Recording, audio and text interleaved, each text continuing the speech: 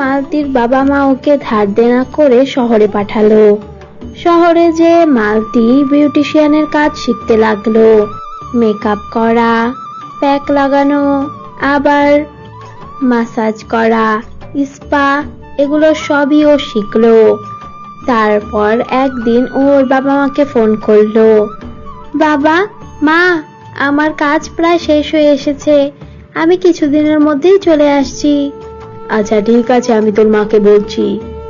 এরপর কিছুদিন পর মালতী গ্রামের বাড়িতে চলে গেল।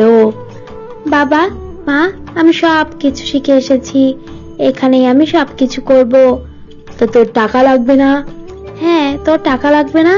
টাকা ছাড়া কিভাবে বিউটি পার্লার খুলবি? আরে ওরকম কিছুই লাগবে না, আমি ঘরের ভিতর থেকে প্রথমে বিউটি পার্লার শুরু করব।